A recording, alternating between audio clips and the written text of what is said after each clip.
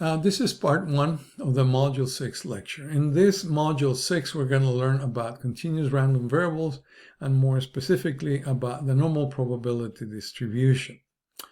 All right, the objective is that by the end of this module, you should be able to explain what a continuous probability distribution is, what its characteristics are, and what probabilities can be obtained from it.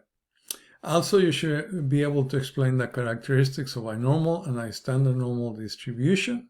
You should be able to transform the values of a random variable into what we call z-scores. Also, you should be able to find normal probabilities using a table of standard normal probabilities. Also, find a value of a normal random variable from some probability. And later on in the last part, you will learn to explain when it is possible to approximate the binomial probability distribution with a normal probability distribution. And finally, you should be able to obtain approximate binomial probabilities, but instead of using the binomial probability distribution, you will use the normal distribution to produce these approximate binomial probabilities. All right. So let's talk about continuous probability distributions. Now, just to remind you, in Module 1, we talked about the types of variables that we have. So in Module 5, we talk about numerical discrete probability, numerical discrete random variables and their probability distributions. There we saw the binomial, the Poisson, and the hypergeometric. Here we're going to talk about numerical continuous random variables, and we're going to look at one specific distribution, the normal probability distribution. But there are many more. But we're going to focus on just one, the normal probability distribution. All right. Let's talk about what a continuous random variable is. I think this is not be surprising to you because we talked about it in Module 1. And so a continuous random variable, we say that it has an uncountable number of possible outcomes or observed values in an interval. So pick any interval of this variable and you have an infinite number of possible values. Here's an example. So you have a random variable x that results from measuring the height in inches of females ages 18 to 22. And this is a continuous random variable, well, because one, results from measuring something, and two, because it could result in any possible value between the smallest and the largest possible values.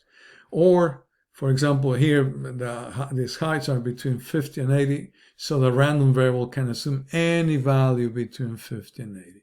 And you can find a subinterval, and you can find in that subinterval many possible values. So what you have with a continuous random variable is a continuum of values everywhere. There are values everywhere. All right, so that's the difference of the continuous random variable from a discrete random variable where you find values only at the integer values. All right. And let's continue the example of this, the height of these females. In this case, we have the heights of 5,000 females that are registered at some university. So what we have here is the frequency distribution of these 5,000 values when we divided the range of heights in 11 classes. So we can take that frequency distribution and convert it into a histogram. And so here's a histogram. And then if you remember, this blue line is what we call the polygon graph. And that's these are the straight lines that connect the midpoints of the classes. So that gives you an idea of the profile of the distribution. Now, because the random variable is continuous and there are values everywhere in this interval, then we could divide those classes from just into 10 or 11. Now we can divide into 52. Now the histogram looks like this, and the polygon is this jagged blue line.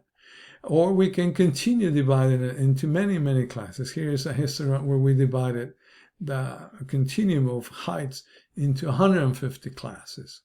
And in here, I'm showing this blue line that we call the probability density function. So in practice, we do not know all possible values of the random variable. Because remember, most of the time, we're dealing with a sample. So since we cannot find the histogram of every possible value in the population, so what we do is we approximate the distribution of frequencies in the population with a mathematical model that we call a probability density function. We use this f of x. If you're interested in what this f of x is, at the bottom of page 234 on your textbook, they show the formula for the normal probability distribution, and then you see an example of this function. All right, what is the importance of this function? Well, two things. Number one, this function gives us the exact value on the curve for some value of x. Well, for what we're going to do, this is not very useful. What is useful to us is that the area under the curve will be defined in probabilities. Like, for example, here I'm saying the probability the random variables between this value a and this value b will be this shaded area under the curve. So what matters to us is the curve that this function defines. And those of you that have taken calculus, that you know that when you integrate the function, you find the area under the curve for that function. So this is what we are referring to. And we're not going to do any integration there. You will see later that we're provided with a table that has the integration of this function for different values of the random variable. All right, so the important thing to us is this blue line, because that curve, because the area under the curve will represent probabilities. Now, what functions can we use and what functions can we call probability distributions? Well, we need those functions to fulfill two assumptions. Number one is that the probability that the random variable lies in any interval, for example, between numbers a and number b, must be between 0 and 1. So mathematically it means that values that the random variable can take in any interval must be between 0 and 1. And the total probability of all the mutually exclusive intervals where x might lie must be 1. So if you recall in Module 5, when we talk about the discrete probability distributions, we said there were two conditions that probability distribution must satisfy. Number one, the probability that the random variable is equal to any of its possible values must be between 0 and 1. So that's equivalent to this first condition. And also we said that the sum of the probabilities of the random variable being equal to all its discrete values must be equal to 1. Well, that's equivalent to this total probability of 1. All right, so these are the two conditions that any function that we say that is a probability distribution must satisfy for it to be a probability distribution. All right, now there are some limitations in terms of what probabilities we can calculate for a continuous probability distribution. And the very first one is that we can only find probabilities that the random variable is in an interval of values, like in this example. So we can only calculate the probability that the random variable is between some value a or some value b, or smaller than some value a, or that is bigger than some value a, for example. The other aspect to remember, and this is very important, is that a probability that x assumes values in an interval is equal to some area under the curve defined by the probability distribution. So two things. We can only calculate the probability that a random variable is in some sort of interval.